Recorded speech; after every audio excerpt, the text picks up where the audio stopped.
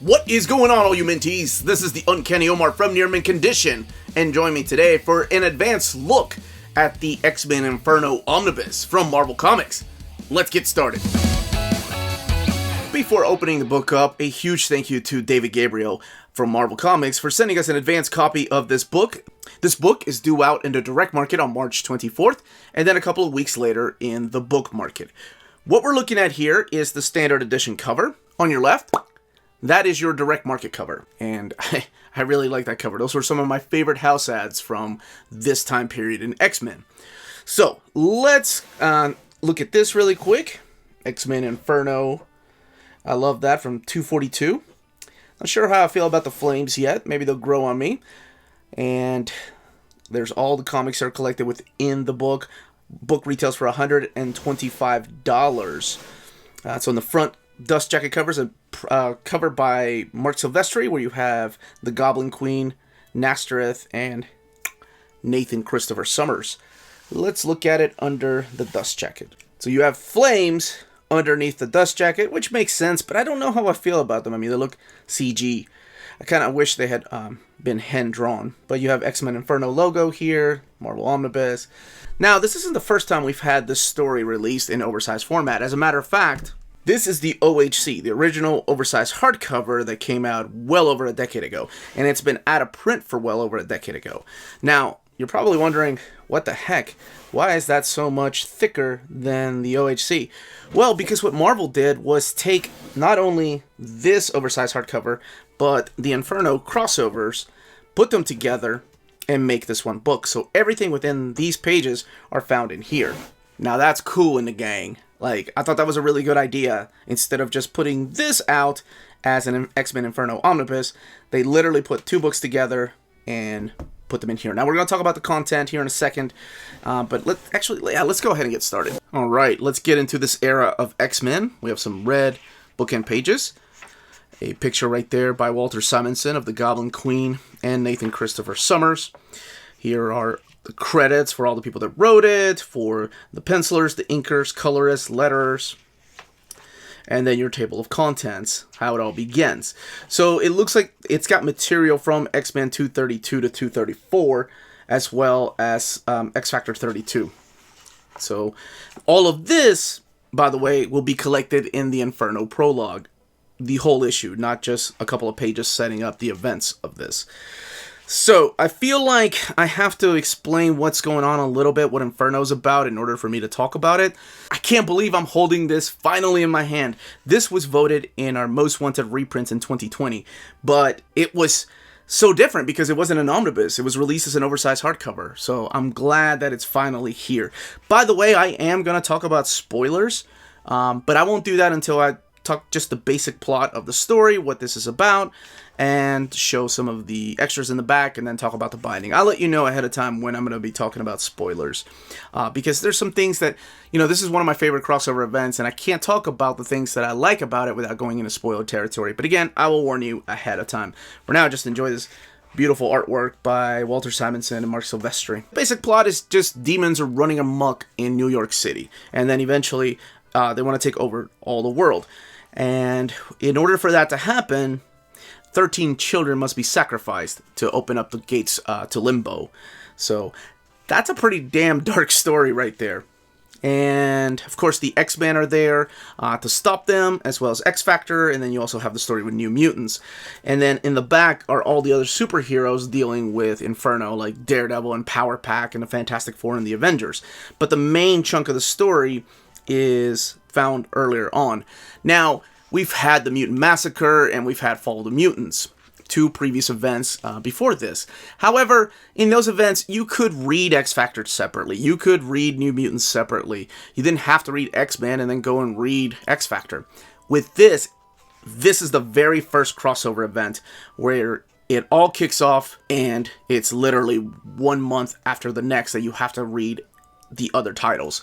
So they do a really good job of just putting all this together and mapping it out. I love the way that this book is mapped. It's mapped like the OHC, so this is the best reading order I could think of. By the way, I always enjoy that. This is this guy who kind of looks like William Gaines. That's holding a Tales from the Crypt magazine right there. And also right there is the Frederick Wertham, which is, it's a little tombstone, which is the guy that wrote The Seduction of the Innocents. But anyway, that guy looks like William, who was an editor and a creator for EC magazines. He took over the publishing company after his dad passed away. But yeah, there's some dark elements in here. I mean, this is X-terminators, right? Cute little pictures here by John Bogdanove, written by Louise Simonson. So we're introduced to the character of Taki. He's with Artie and Leech, and then Artie and Leech get kidnapped. Okay, so that's pretty much the basis of Inferno. You know, gotta kidnap kids, open the gates to hell or limbo to let all kinds of hell break loose here on Earth. This is one of my favorite moments right here, the Ignite Inferno. So this is before part the first. So when a family goes into an elevator in the Empire State Building, and the elevator comes to life and just eats them. I mean, this is two kids and their mom and dad. You know, I've heard people compare this to be like a really kiddie book, like it's kind of childish. I guess mailboxes coming to life are kind of childish. I get that. But there's a lot of dark crap that happens in these stories that... This is the first time we've seen anything like that in the pages of X-Men. Matter of fact, it really borrows heavily from those creepy, eerie, Tales from the Crypt, Haunt of Fear, those type of stories. And that's what I've really enjoyed about this crossover. Here's the... Brett Blevins. That's right, Brett Blevins draws the issues of New Mutants. And there's Magic. She's now known as Demon Child, and something's going on with her because, of course, she's got ties to Limbo. And this is what I meant by you have to read one issue before the next one. It's important to read X-terminators and then come back and read X-Factor. And it's all mapped beautifully. For example, like Nastoreth just shows up in the pages of X-Factor all red. Well, you don't find out how that happens unless you had read X-terminators number 4. And then you kind of don't find out what the hell happened in Sim. So let's get past this. This is the Avengers issue, I think issue 300. With Gilgamesh, and then there's Fantastic Four, where you have a Mist thing. Oh, these issues of Spider-Man are drawn so well. You have Sal Buscema. You also have Todd McFarlane drawing one of my favorite issues of all time, and that is the Hobgoblin versus Green Goblin. So yes, the Hobgoblin makes a return, and here's the big fight between the Green Goblin and the Hobgoblin, all drawn by Todd McFarlane. Now, this stuff has been collected in his omnibus, the David Michelinie and Todd McFarlane Spider-Man omnibus, but it's also nice to have here. This is part of the companion. And half of the book is literally the companion, and then the other half is the actual Inferno. And this is where you find out what the other heroes are doing while Inferno's going on. There's the Daredevil run by Ann Nocenti and John Romita Jr. But let's get back on Cloak and Dagger. Let's look at the extras. And then I can talk about some spoilers. Just a little bit of spoilers, not much, not how all this works out. But here we have some house ads. This is Marvel Age number 66. My favorite house ads came from this era, though. It's the cover to the direct market. So we have the Mutant Report here from Marvel Age number 70. And let's see. Yeah, look at these. For Inferno to begin, 13 children must die. 4-issue limited series. That is dark as hell. I always love this shot of the Goblin Queen with Sim, and he's got Magic right there, and Jean Grey, Wolverine.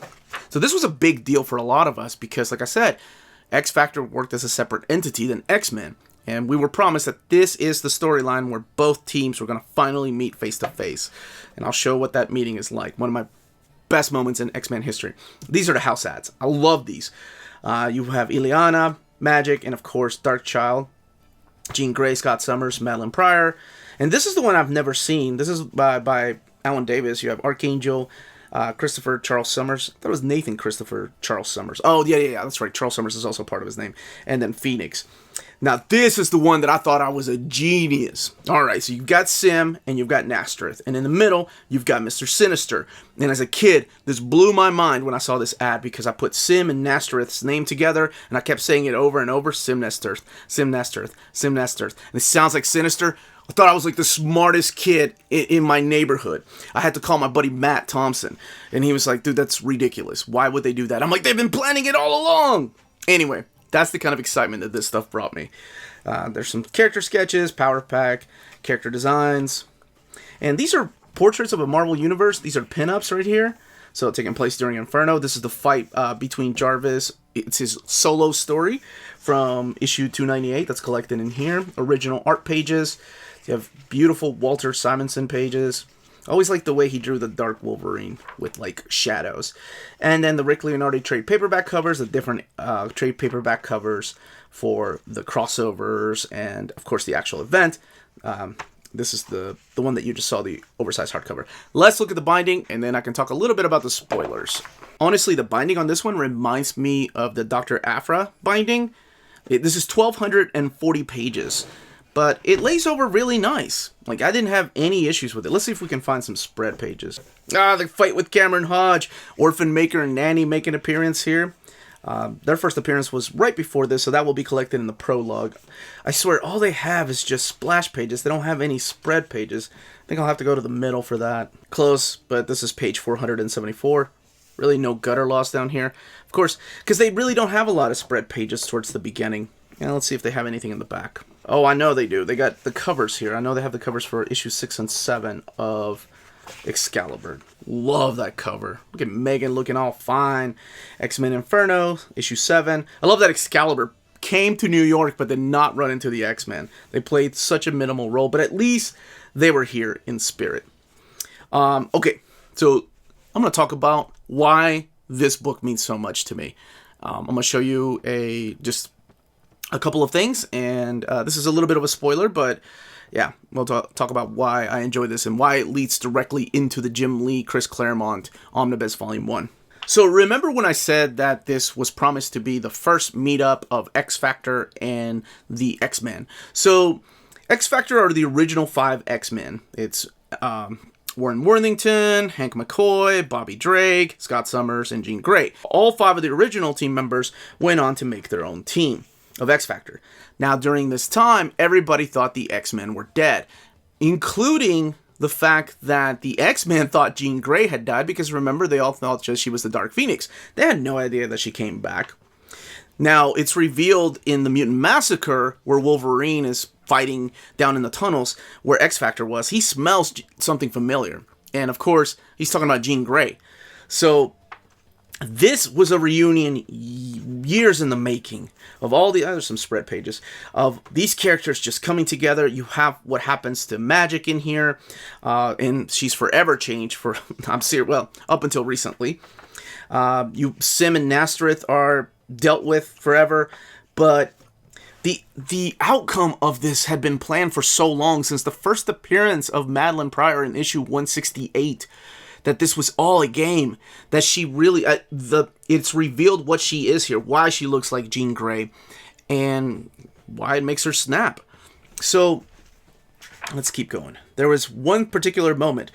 I mean, Madeline Pryor, the Goblin Queen, trying to sacrifice her own baby. Damn, that was some dark stuff, man. As a kid, I thought, woo, X-Men is stepping up a notch. I love that this issue right here, this is issue 73, I think, of New Mutants, is put in between part the second and part the third. Because I think it's important to read Colossus's solo story. Because remember when I said, at the time, everybody thought the X-Men were dead. Alright. Years in the making, but here we go. The moment that, as a kid, I flipped out. Wolverine greeting Jean Grey the best way he could, letting her know that he still has a thing for her, reminding her that she's still alive. Meanwhile, my dude Cyclops just standing back there, well, I can't say squat, my wife and kid are right here, but if they weren't, I'd be like, hey man, get off my girl. But he's just kissing her in front of them. That is so crazy. And then Storm gets all pissed because she's like, why didn't you tell me that Jean was alive? Oh man, this moment, this reunion, freaking awesome. And then the payoff with Madeline Pryor, and you can find out for yourself all about that and what happens to Mr. Sinister, the X-Mansion, and what happens to both teams afterwards. All of this leads directly into X-Men by Chris Claremont and Jim Lee. And that is the beginning of the disassemble storyline, pretty much. That's what I like to call it. Or the X-Men are just falling apart, and they have no choice left but to go through the Siege Perilous. But, yeah, beautiful artwork. I really enjoyed the story. You know, demons coming to Earth, sacrifice of children, the what happens to Madeline Pryor? What happens to baby Nathan Christopher, Charles Summers? And forever the teams are changed. I love the storyline. It meant so much when it was coming out, and I'm so glad that everybody has a chance to read it. I think it's great. This was one of our most wanted reprints last year.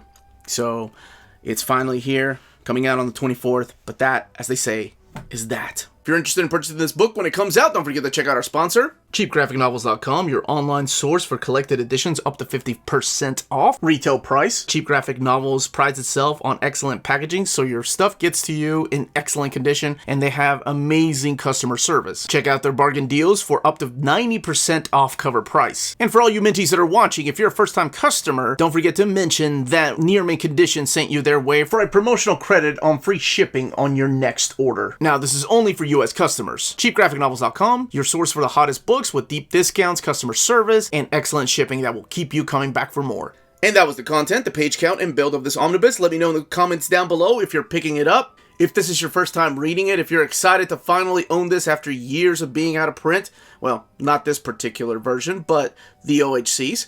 Or if you're happy with the milestone. I'd love to know all those comments down below. Please don't forget to hit that like button, ring that bell for notifications to let you know when our videos are going live. We can be found on Spreadshop. And remember, our Spreadshop has 15% off of new purchases for the next 2 weeks.